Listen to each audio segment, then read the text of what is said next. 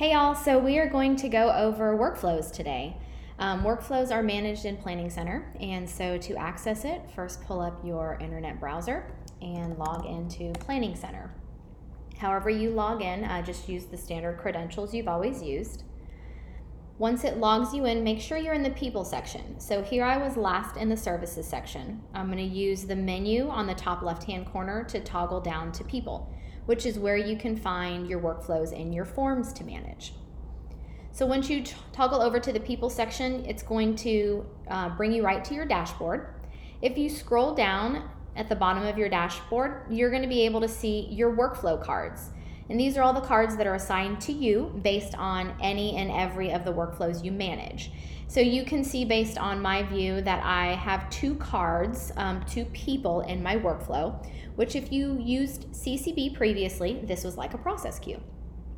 Now I can do one of two things. I can click individually on the person and pull up their individual card if I need to make any additional notes to where they're at in the process, or I can click the View All Workflows, and it's going to just bring me right to the workflows area. Now here I'm going to scroll down on this page until I see that little green bubble. That green bubble means those are cards assigned to me and I need to take action on them. And so I'm just going to click that, my two cards. It's going to bring me into the worship team follow-up workflow. And I'm going to be able to see these two people that I have pending action from me. So I have Jillian and Chris in my workflow, and they're both interested in trying out for the worship team. And so hopefully what your trainer or your rep has done at Growth Track is let this person know that their next step or what they expect next is a follow-up email with a detailed process of the worship audition. And so what I'm going to do at very first when it's a brand new person is I'm just going to come in here and I'm going to check mark their name, or I'm going to check mark all of their names, and I'm going to click on the send email. We've built a template, which formerly was called a mail merge, for the worship audition process, which has the email built right into that. So I go ahead and select worship audition process, make sure that everything in this email applies to the people or person that I'm sending this to. It also has a link down here because now instead of having attached files, we just have everything linked to a Dropbox account.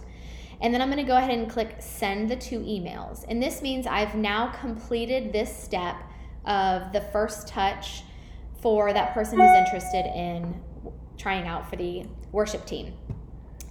Now, what I can also do, because it's just going to leave your person here and it's still going to have your due date of whatever the date was showing that it is due, is I can come in here and I can click on Jillian. And I can say specifically for Jillian, maybe I actually had a conversation with her. And so I can come in here and I can say, Jillian followed up with me. We're going to audition on the 6th at 2 p.m. So I'm leaving this note not only for myself, but also if I have any direct reports that need to be monitoring this information to know that, okay, we have had contact and we do have an audition scheduled for this time. So now what I'm going to do is I'm going to go ahead and snooze this item, this action item, this card, until let's say 1 month before or 1 day before, because I want to send out a reminder email to the person. Again, it's completely up to you, whatever your process is.